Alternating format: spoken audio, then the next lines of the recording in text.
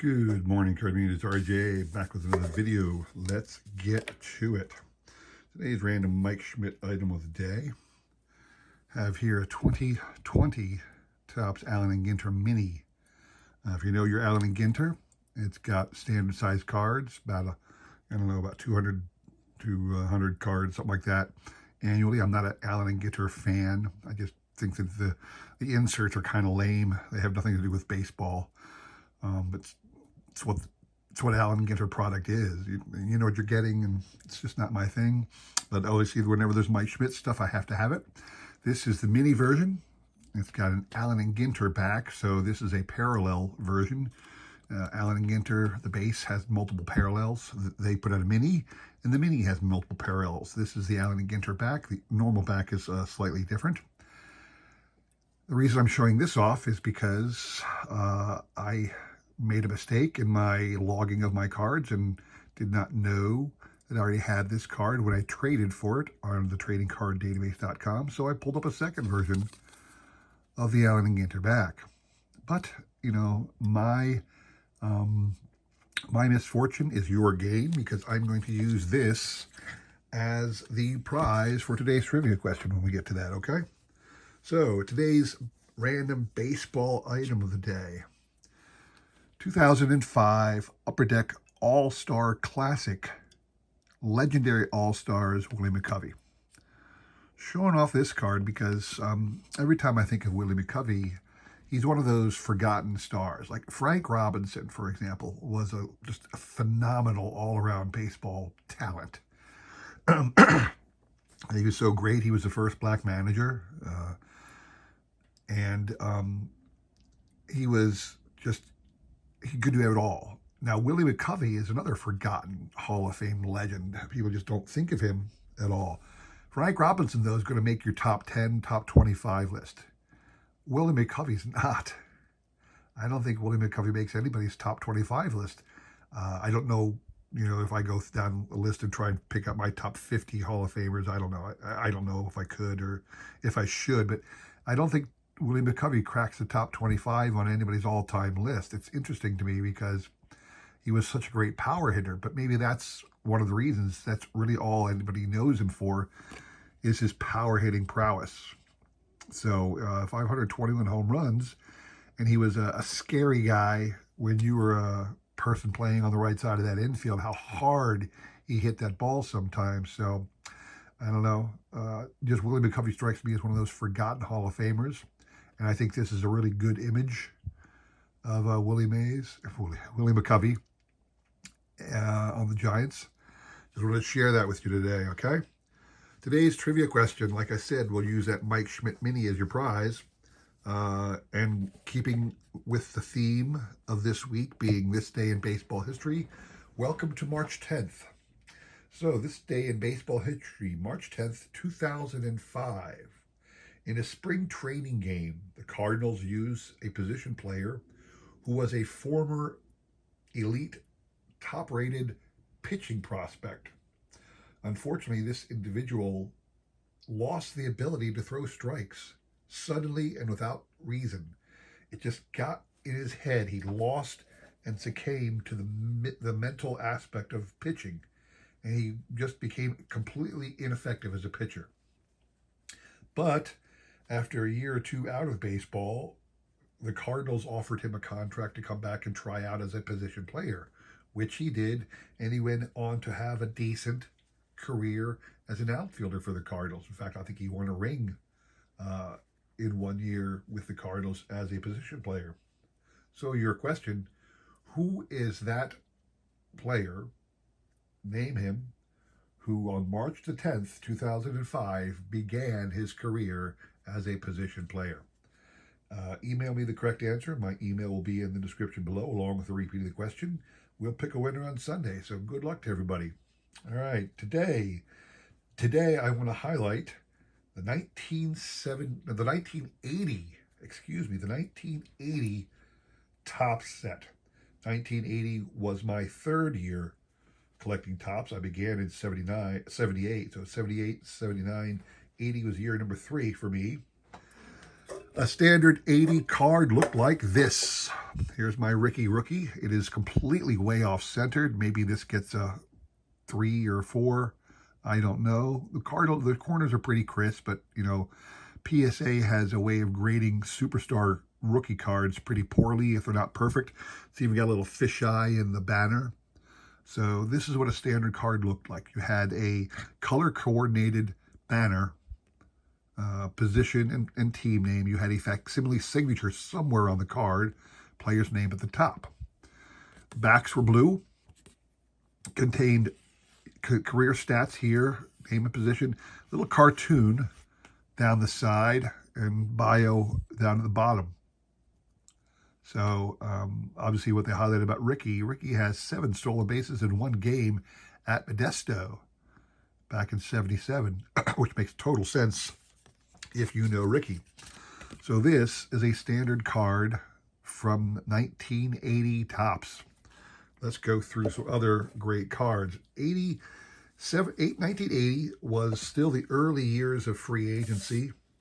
Free agency came about in '76, really blossomed in '77, '78, and was part of baseball by '80.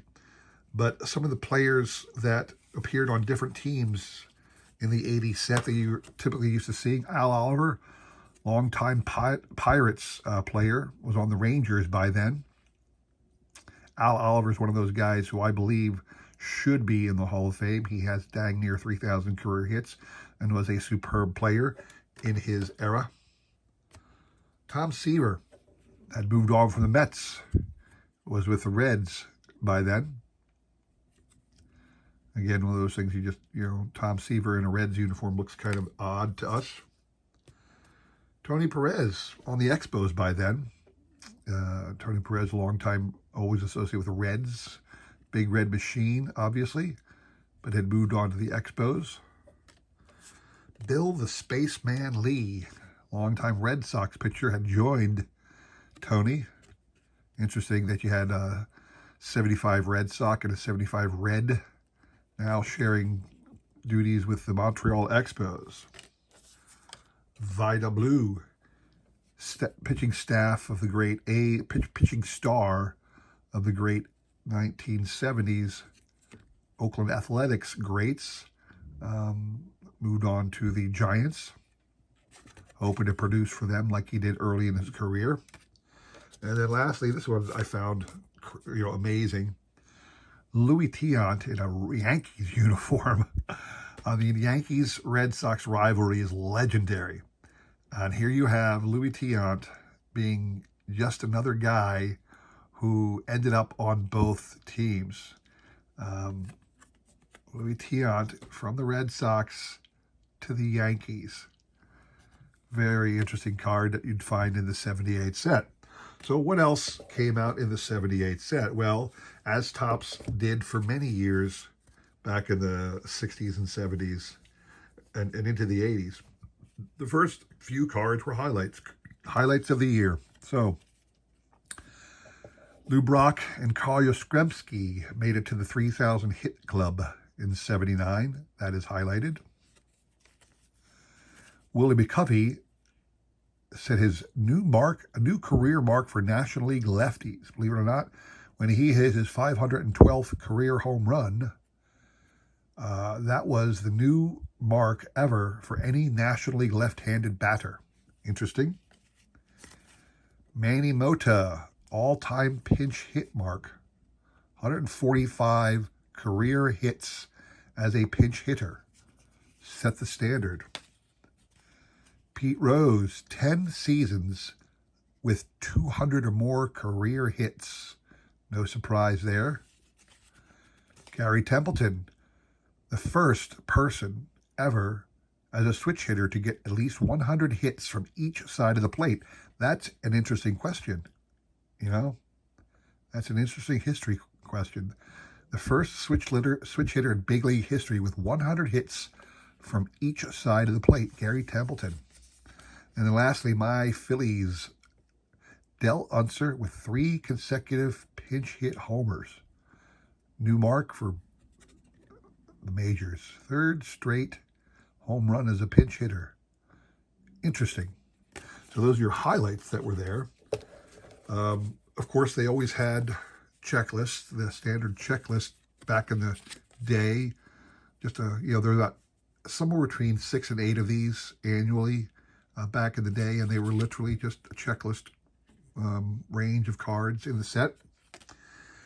Then there were always the batting leader cards, or I should say the statistical leader cards. So your batting average leaders in the American League and National League, 2 non-Hall of Famers, Keith Hernandez and Fred Lynn.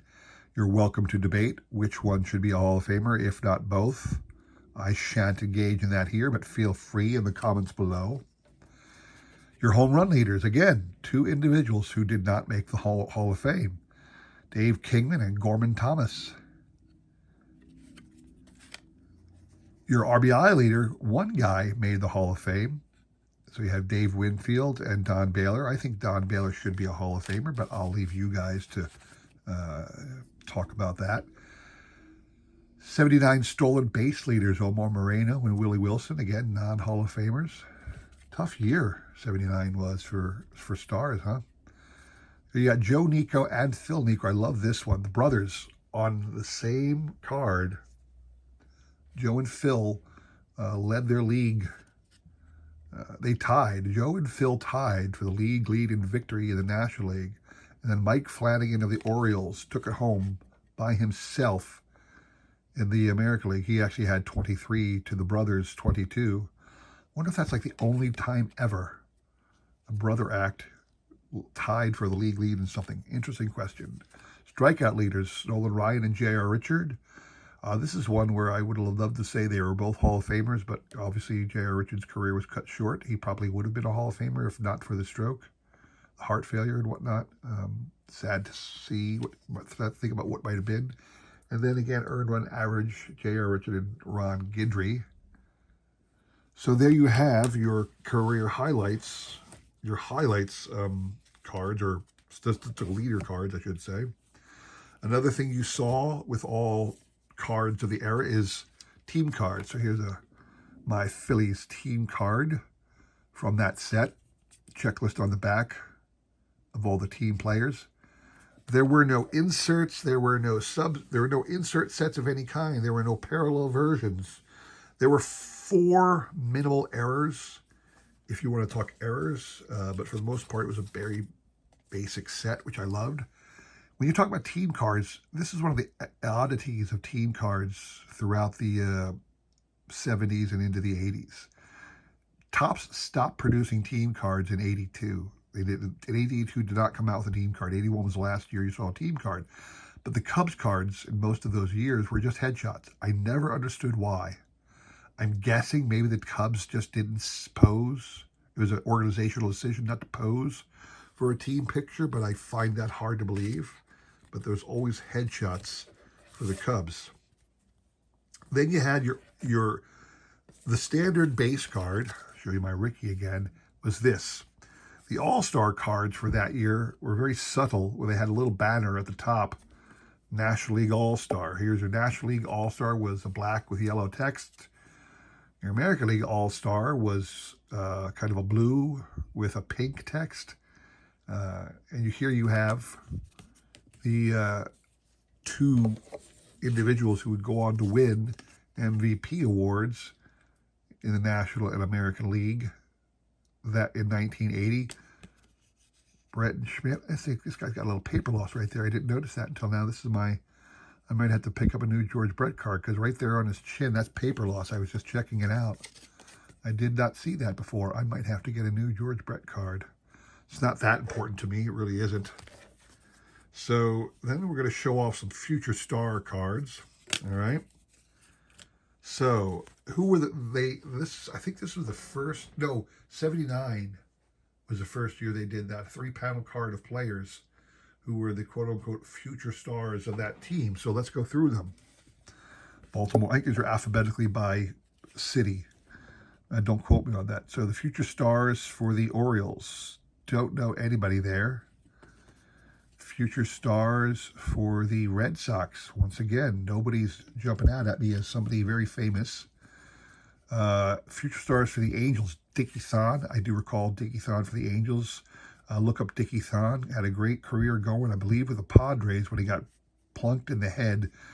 95-mile-an-hour fastball right to the forehead because he was leading in on a bunt and lost track of the ball, and it hit him square between the eyes, right on the forehead. And he was with the Phillies later in his career, so that's why I know Dickie Thon. White Sox, don't know any of these guys. Here you go, Indians. Larry Anderson's funny. Larry Anderson, long-time Major League pitcher, but he appears on like 3 or 4 different rookies and future star cards because it took him so long to make the majors and stay. He was up and down a lot in his career. He was on the 1993 Phillies team that went to the World Series. Larry Anderson, great guy for the Phillies. Sorry, nobody here on the Tigers rings a bell. Royals, I do remember Randy Martin, and certainly everybody should know Dan Quisenberry, one of the great relievers of all time. Brewers future stars, Len Sakata, I remember him. The other guys don't ring a bell.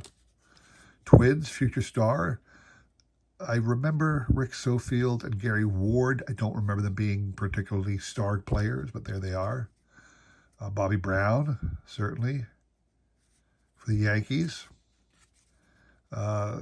A's future stars, Brian Kingman and Mike Morgan, I do remember as pitchers. Don't know what happened to Derek Bryant.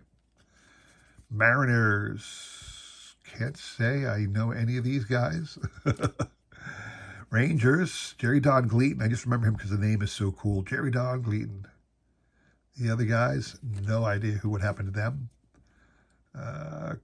These individuals, Pat Kelly is not the Pat Kelly I know, but for the Blue Jays, these individuals do not ring a bell at all to me. For the future stars of the Braves, Bruce Benedict was a longtime Major League player. The other two, don't recall. Cubs future stars, got nothing on these guys. Tough year for future stars, right? The Reds, I remember Harry Spillman stuck around for a while as a utility player. Frank Pastore, I know the name, but I don't know what he did, if anything. Astros future stars, got nothing on these guys.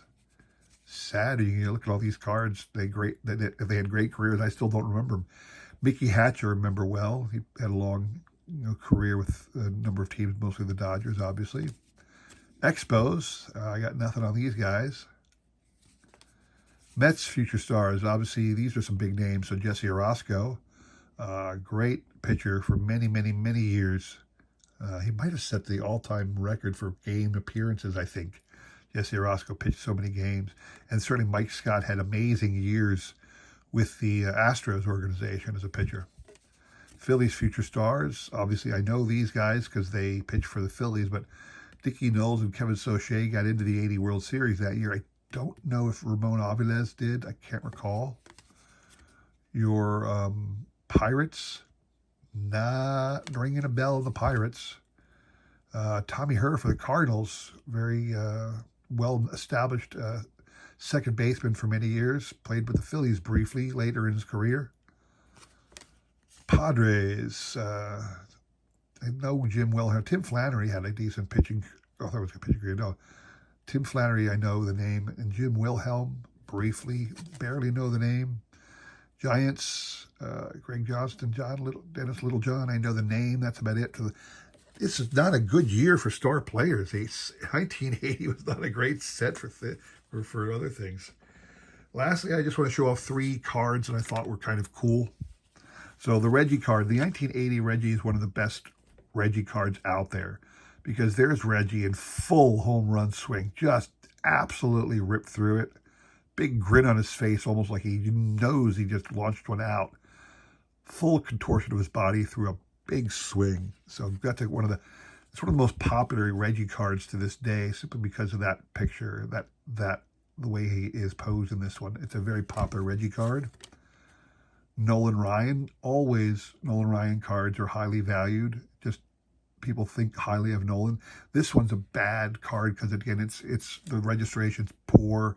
It's there's more white up here than down there, so the card's tilt printed. I'd hate that. But that is my Nolan card from the set. And lastly, wanted to show off this card of Jim Rooker. Jim Rooker. Great story about Jim Rooker for the Pirates. So after his career, he ended up being a broadcaster. And there was a game in the late 80s or early 90s. The Pirates were playing in Pittsburgh, and then the Pirates broke out to like a 10-0 lead in the first inning, or the first two innings. I mean, they were pounding us. And as the game went on, Jim Rooker made a comment. He says, you know, if they lose this game, I'll walk back to Pittsburgh. And the Phillies went on to win the game. Jim Rooker, you know, to people's credits, everybody jumped down his throat right after that. He said he'd walk home. Now, obviously, he didn't walk home that night. But what he did do, to his credit, is he scheduled a walk for charity, where him and a gaggle of friends and supporters, reporters following the event, he took a couple days to walk from Philadelphia, from the Veterans Stadium, back to Three River Stadium in Pittsburgh. I don't know how many days it took him. It took him a couple days. But for charity, he got people to sponsor him, donate money to a charity that he did, and he walked it. So to his credit, so to speak, he kept his word. But I always thought that was a great story about Jim Rooker. Wanted to show off his card. So that, in a nutshell, is the 1980 Topps set. It's one of the favorites of mine from my childhood. I'm not going to list it as the favorite, but it certainly holds a good place in my heart, being one from my childhood. So I hope you appreciated that. Don't forget the trivia question. Please consider liking, subscribing, commenting, and all that jazz. I appreciate your support as I support everybody else in this great community. Thanks for watching. Take care.